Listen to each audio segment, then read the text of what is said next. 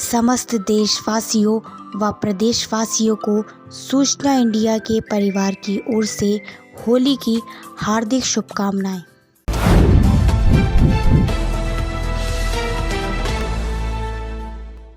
तहसील चौरी चौरा के अंतर्गत ग्राम सभा करौता में प्रेमचंद यादव पुत्र अयोध्या यादव की संदिग्ध परिस्थितियों में घर के बगल में नाले में मिली लाश 24 मार्च 2021 को सुबह 10 बजे से घर से निकले। जब शाम तक नहीं घर आए तो आसपास में पता लगाने पर कहीं उनका पता नहीं चला। 26 मार्च 2021 को सुबह कुछ व्यक्तियों के द्वारा नाले में उनकी लाश को तैरते हुए देखा गया। साथ ही प्रशासन को बुलाकर लाश को बाहर निकाला गया। शरीर को चेक करने पर सर के दाहिने तरफ चोट के निशान मिले, जिसको संदिग्ध मानते हुए प्रशासन ने पूरे शरीर को चेक किया। चेक करने के बाद प्रशासन ने लाश को पीएफ के लिए भेज दिया। मृतक प्रेमचंद अपने पीछे एक लड़की, एक लड़का व पत्नी को छोड़कर चल दिए। क्या हुआ है, कैसे आपके हस्बैंड का निधन हुआ है? हमको बस यही मालूम है, वो आए थे दोपहर को और आके बोले सोनता अभी हम आएंगे, और वो चले गए। और उसके बाद से आए नहीं। हमने सब जगह फोन लगाया। उसके बाद क्या हुआ हमें इसके आगे नहीं मालूम है। हाँ, 2 मोबाइल, मेरा भी मोबाइल लेके गए थे और एक उनके पास मोबाइल था। दोनों मोबाइल मिला है? नहीं, दोनों नहीं मिला है। मैं कृष्ण कुमार बनाना, अधिशासी अधिकारी नगर पालिका परिषद खोड़ा मकनपुर जनपद गाजियाबाद। आप सभी क्षेत्रवासियों, देशवासियों, नगरवासियों को रंगों के त्यौहार होली की हार्दिक शुभकामनाएं प्रेषित करता हूं। साथ ही आप सभी से अपील करता हूं कि केमिकल युक्त रंगों का इस्तेमाल कदापि न करें। अबीर गुलाल से होली खेलना सुनिश्चित करें। सांप्रदायिक सौहार्द का पालन करें। एक दूसरे को गुंजिया खिलाकर, मिठाई खिलाकर और होली के त्यौहार को खुशीपूर्ण तरीके से मनाएं। और जैसा कि आप सभी जानते हैं कि हमारे यहाँ कोरोना नाम की जो बीमारी है, इसकी सेकेंड स्ट्रीम अपने पैर फैला रही है। ऐसे में अपने आप को सुरक्षित करते हुए 2 गज की दूरी, मास्क है जरूरी का अनुपालन सुनिश्चित करें। बाहर कदापि भी बिना मास्क के ना निकलें। इसके अतिरिक्त कोरोना वैक्सीन आ गई है मार्केट में। कोरोना की वैक्सीन को अपने टर्म पर लगवाना सुनिश्चित करें। ये पूरी तरह सुरक्षित वैक्सीन है। इस वैक्सीन का जो प्रयोग करने पर आप अपने आप को भी सुरक्षित कर पाएंगे, अपने परिवार को सुरक्षित, अपने बच्चों को भी सुरक्षित कर पाएंगे और भारत को एक मजबूत देश बना पाएंगे। इसी के साथ पुनः होली की हार्दिक शुभकामनाएं। जय हिंद, जय भारत।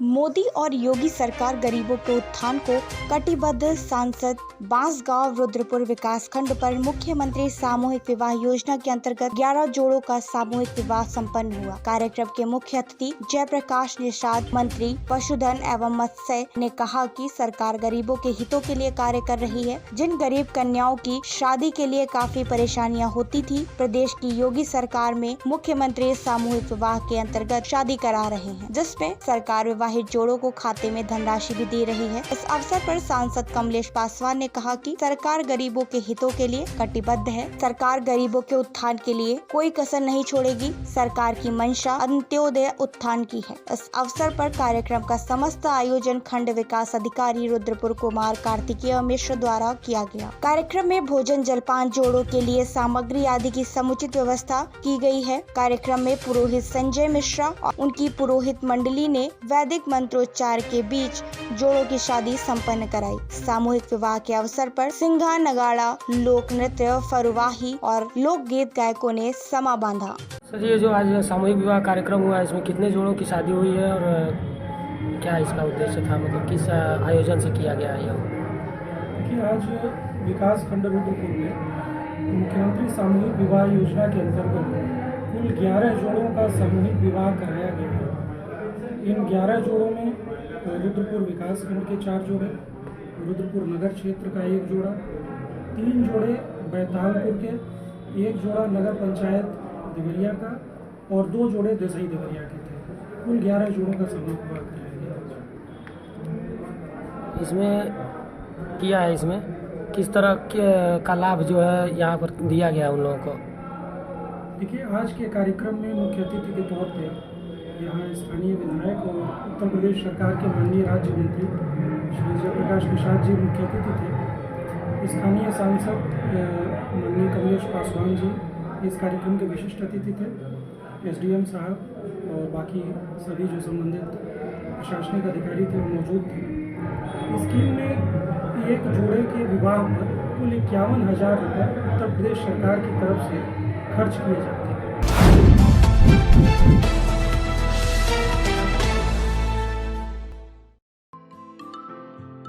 समस्त देशवासियों व प्रदेशवासियों को सूचना इंडिया के परिवार की ओर से होली की हार्दिक शुभकामनाएं।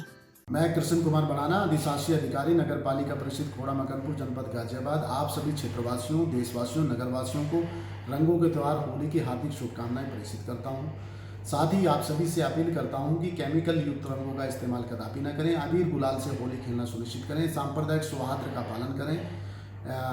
एक दूसरे को गुंजियाँ खिलाकर, मिठाई खिलाकर और होली के त्यौहार को खुशीपूर्ण तरीके से मनाएं। और जैसा कि आप सभी जानते हैं कि हमारे यहाँ कोरोना नाम की जो बीमारी है, इसकी सेकेंड स्ट्रीम अपने पैर फैला रही है।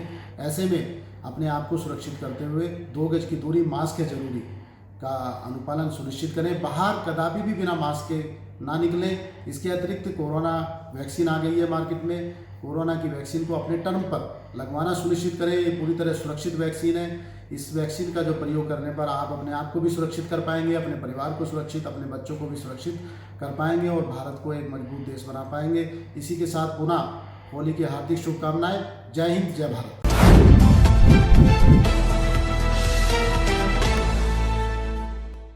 कोटा के श्री राम धाम सेवा आश्रम ट्रस्ट अमर निवास पर श्री श्याम मित्र मंडल द्वारा श्याम बाबा के दरबार में फाग महोत्सव का भव्य आयोजन किया जाएगा। इस आयोजन को प्रशासन द्वारा जारी की गाइडलाइन के अनुसार आयोजन को संपन्न करवाया गया। अध्यक्ष विनीत अग्रवाल एडवोकेट ने बताया कि श्याम बाबा के दर्शन प्रातः 9 बजे से रात्रि 9 बजे तक खुले रहे एवं शाम को 5 से श्याम बाबा का भजन संध्या प्रारंभ की गई, जो कि रात्रि 9 बजे तक चली, जिसके बाद रात्रि 9:30 बजे महाआरती की गई व रात्रि 10 बजे पट बंद कर दिए गए। पंडित आशीष शर्मा ने बताया कि संध्या के दौरान श्याम बाबा के भक्त पुष्प व इत्र से होली खेली, श्याम बाबा के भजनों का आनंद लिया।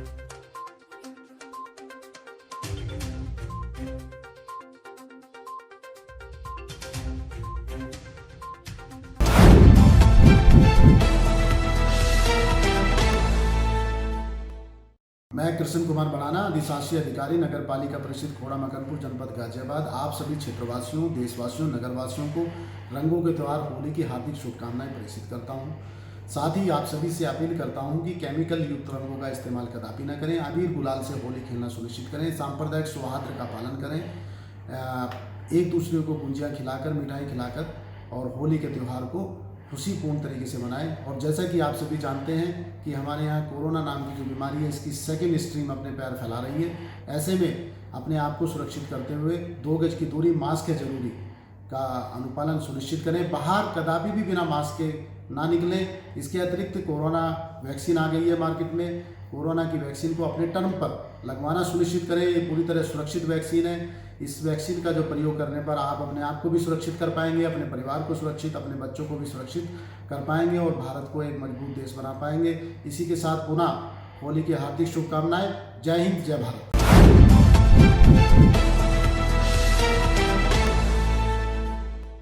बिहार में पुलिस राज अधिनियम सदन पास हुआ, तब से इसका विरोध विपक्ष के नेता कर रहे हैं। इसको लेकर सदन में भी काफी बवाल भी हो चुका है, जिसे विपक्ष काला कानून बता रहा है। उसी को लेकर बिहार में 26 मार्च को महागठबंधन के तरफ से बंदी का जब ऐलान किया गया, तो महागठबंधन पार्टियां बंदी की तैयारियों में जुट गयी। आपको बता दें कि सुबह सुबह ही महागठबंधन के कार्यकर्ता सीवान की सड़कों पर नजर आने लगे। हालांकि कुछ दुकानें खुली रहीं, लेकिन रोज की तरह सड़क पर भीड़ नहीं थी। लेकिन जो आने जाने वाली गाड़ियां थी, उन्हें नहीं रोका जा रहा था। एक तरफ से जाने का रास्ता भी बना हुआ था। बताते चले कि पुलिस सशक्त बिल व विधानसभा में विपक्ष के नेताओं की पिटाई व किसान बिल को लेकर महागठबंधन के द्वारा बंदी का ऐलान किया गया था और आज उसी क्रम में सड़कों पर प्रदर्शन किया गया। आप देख सकते हैं तस्वीरों में कैसे सड़क पर प्रदर्शन कर रहे हैं। आइए जानते हैं कि वहां पर मौजूद महागठबंधन के नेताओं ने क्या कुछ कहा है। आह्वान पर आप लोग सड़क पर उतरे हैं, क्या मामला, क्या बंदी का मेन उद्देश्य है?